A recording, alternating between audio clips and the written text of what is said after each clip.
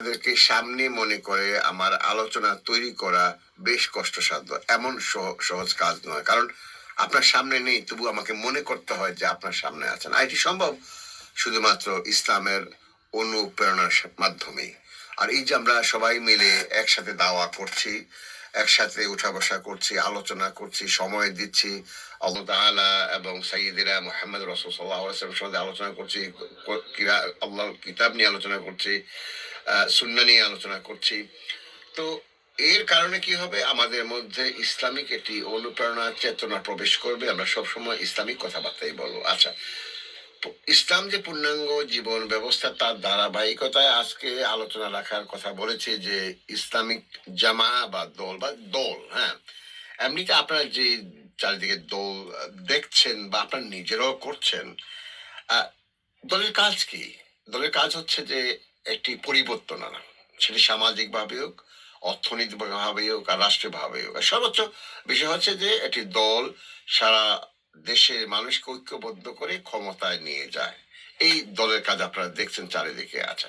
কিন্তু প্রশ্ন থেকে যায় যে যে দল আপনারা করেছেন বা করছেন, এই দল করার দলিল কি, উৎস কি, এর চিন্তা ভাবনা চেতনা আদর্শ কি, হ্যাঁ, সেগুলো জিজ্ঞেস করা প্রয়োজন। আপনি নিজেকে জিজ্ঞেস করুন যে এতদিন যাবৎ এই রাজনৈতিক দল করছি, এই দল করছি, সেই দল করছি, এর চিন্তা ভাবনা চেতনা হলে এগুলো প্রতিটি ক্ষেত্রে জানা দরকার। কারণ আপনি এমন কিছু করবেন না যেটি শুধুমাত্র পার্থিব লাভের আশা।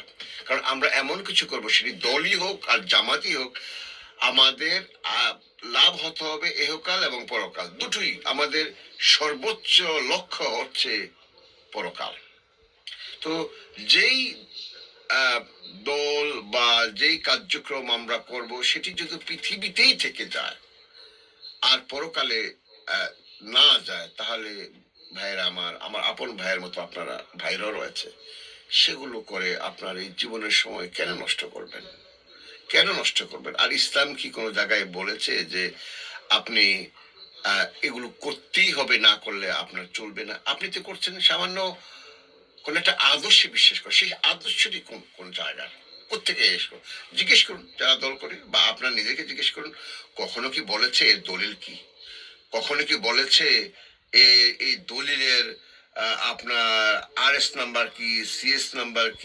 আমার দলের জন্য আমি কাজ করি, হ্যাঁ, সুতরাং এগুলো আপনি দেখাতে পারবেন না, জিজ্ঞেস করে তখন পারবেন না।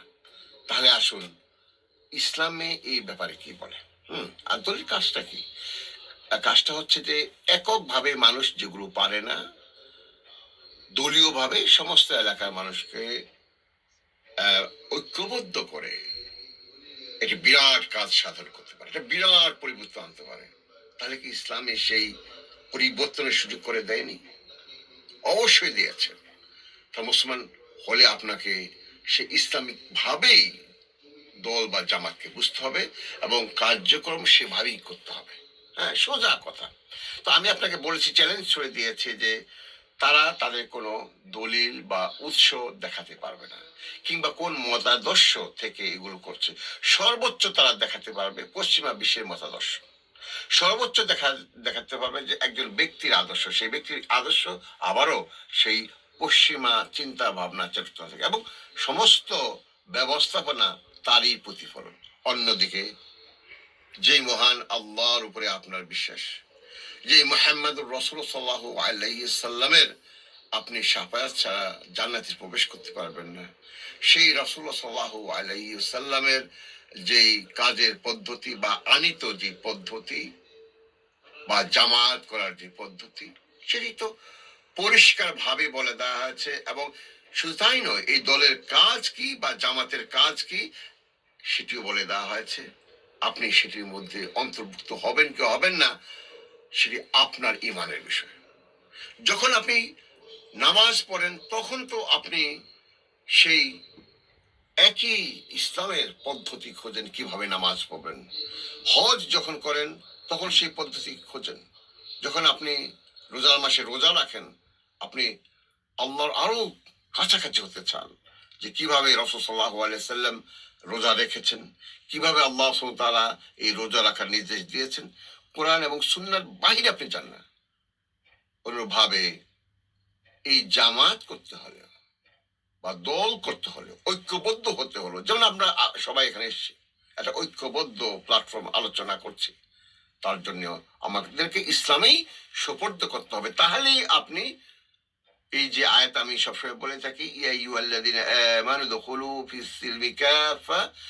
এই বিশ্বাসী বৃন্দ, যা বিশ্বাস, আপনার সবাই বিশ্বাসী, এই ব্যাপারে কোন বিন্দু মাত্র কোশ্চেন নেই, প্রশ্ন নেই, তাহলে আল্লাহ বলছেন যে তোমরা পূর্ণাঙ্গ রূপে ইসলামে দাখিল করো। তাহলে দল বা জামাত করতে হলেও আল্লাহ সুবহানাহু ওয়া তাআলা কিভাবে বলে দিয়েছেন এবং রাসূল সাল্লাল্লাহু আলাইহি সাল্লাম কিভাবে করেছেন, সাহাবীরা কিভাবে দেখিয়ে গেছেন, সেটাই আমাদেরকে অনুসরণ করতে হবে। তাহলে শুনুন 4 নম্বর আয়াত। আপনারা চাইলে এখন ভিডিওটাকে পজ করে দেখতে পারেন, বাচ্চাদেরকে দেখে, যেহেতু আমরা অনেকেই কোরআন ঠিক মতো পড়তেও পারি না। তাহলে আমি বলে দিচ্ছি, আল্লাহ সুবহানাহু ওয়া তাআলা নির্দেশ দান করেন, আউযু বিল্লাহি মিনাশ শাইতানির রাজীম, বিসমিল্লাহির রহমানির রহিম, ওয়ালতাকুম মিনকুম উম্মাতুন ইয়াদউনা ইলাল খায়র ওয়ালতাকুম মিনকুম উম্মাতুন ইয়াদউনা ইলাল খায়রি ওয়া'মুরুনা বিল মা'রুফ وينهون عن المنكر وأولئك هم المفلحون। এই যে আয়াতে কারিমা উল্লেখিত হয়েছে, এই যে ওয়াহির অংশ নাজিল হয়েছে, এটি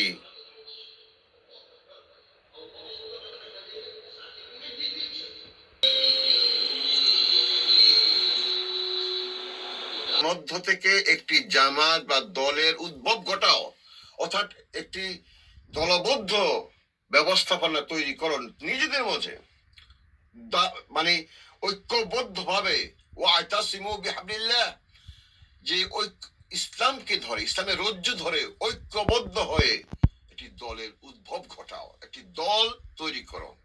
তার কাজও বলে দেওয়া আছে। কি বলা আছে? ওয়ালতাকুম মিনকুম উম্মাতুন ইয়াদউনা ইলাল খায়র, যে তোমরা সমস্ত ভালো, ইলাল খায়র, আল খায়র এটি ডেফিনিট আর্টিকেল, মারুফ, এই যে ভালোর দিকে ডাকা, সমস্ত ভালো হচ্ছে কি? ইসলাম। ইসলাম হচ্ছে সবচেয়ে, ইসলামের মধ্যে সব কিছু ভালো রয়েছে, সর্বোচ্চ ভালো রয়েছে, ইসলামের দিকে মানুষকে ডেকে আনো। তারপরে যে যত সৎকার্য আছে, ভালো কাজ আছে, তার জন্য উপদেশ দান করো, মারুফ, ওয়ায়ানহাউনা আনিল মুনকার, উপদেশ দান নয় শুধুমাত্র, আগের লাইনের কথা বলছি, যে এগুলোতে সম্পৃক্ত হও, অন্যকেও এদেরকে সম্পৃক্ত করো। ওয়ায়ানহাউনা দেন, পরবর্তী হচ্ছে ওয়ায়ানহাউনা আনিল মুনকার, যত খারাপ আছে, অসৎ কাজ আছে, অর্থাৎ ইসলামহীন যত কাজ আছে, সেটি দল করা হোক, সেগুলো থেকে মানুষকে বিরত রাখা। অর্থাৎ ইসলামের বাহিরের কোনো কাজ যখন মানুষ করতে চাইবে, তা থেকে বিরত রাখতে হবে। তাহলেই আল্লাহ বলছেন ওয়াউলাইকা হুমুল মুফলিহুন, যে তারাই হচ্ছে সফলকাম। আল্লাহু আকবার, সার্টিফিকেট দিয়ে দিচ্ছেন যে এই কাজগুলো যেই জামাত করবে বা যে ইসলামী দল করবে, তাই হচ্ছে কৃতকার্য বা সফল কাম। এই সফল কাম কোন সময়ের জন্য? ইহকালেও হতে পারে, ডেফিনেটলি আনকোশ্চেনেবলি, নিঃসন্দেহিত ভাবে পরকালের কৃতকার্যতা বা সফল কাম বয়ে আনবে। তো আজকে যারা আপনারা আছেন, তারা কি এই ধরনের চিন্তা ভাবনা চেতনায় বড় হয়েছে না? তো আজকে যখন বললাম, আপনারা চিন্তা ভাবনা অবশ্যই করবেন। দেখুন, প্রথম যে ইসলামিক জামা, সেটি ছিল সাইয়্যিদিনা মুহাম্মদুর রাসূল সাল্লাল্লাহু আলাইহি ওয়াসাল্লামের নেতৃত্বে। এবং সেই জামাতের এই প্রাথমিক যুগের যেই মুসলমানদের সদস্যরা কারা ছিলেন, দেখুন, প্রথমে আমি বলি, একটি ছোট বালক সাইয়্যিদিনা আলী রাদিয়াল্লাহু তাআলা আনহু, 8 থেকে 12 বছর সেটি রেকর্ড হয়েছে, এর বেশি নয়। তারপরে আপনি দেখুন জুবাইর ইবনে আওয়াম, তার বয়স ছিল তাও আলী রাদিয়াল্লাহু তাআলার মতো। এই যে আপনার পাশে বাচ্চারা শুনতে পাচ্ছেন, দেখতে পাচ্ছেন না, তারা এখানে বসে মাদ্রাসার ছাত্ররা আলোচনা শুনছে, তাদের বয়সের কত? তাদের বয়সেই এই ধরনের জমাতের একজন সদস্য ছিলেন। তালহা রাদিয়াল্লাহু তাআলা আনহু, তার বয়স ছিল 11 থেকে 12। তারপরে দারুল আকরাম, অর্থাৎ দারুল আকরাম বলতে যেই বাড়িটিতে রাসূল সাল্লাল্লাহু আলাইহি সাল্লাম বসে এই ওয়াহির অর্থাৎ যেই আয়াত নাজিল হতো, এই তাদেরকে নিয়ে আলোচনা করতো। এই যে আপনারা এখন বসে আমরা আল্লাহর কিতাবুল্লাহ তাআলা নিয়ে আলোচনা করছি, ইসলাম নিয়ে আলোচনা করছি, আলোচনা করতেন, সেই বাড়িটিতে এখনো আছে। আপনার আরকাম, যেটা দারুল আরকাম বলা হয়, সাহাবি এবং তারা বাবা এবং ছেলে দুইজন, বয়স ছিল কত? 17 ছিল ছেলের, আর বাপের সম্ভবত বয়স ছিল 28 বছর। আচ্ছা, সাইয়েদিনা আবু বকর রাদিয়াল্লাহু তাআলা আনহু, সাদ ইবনে যায়েদ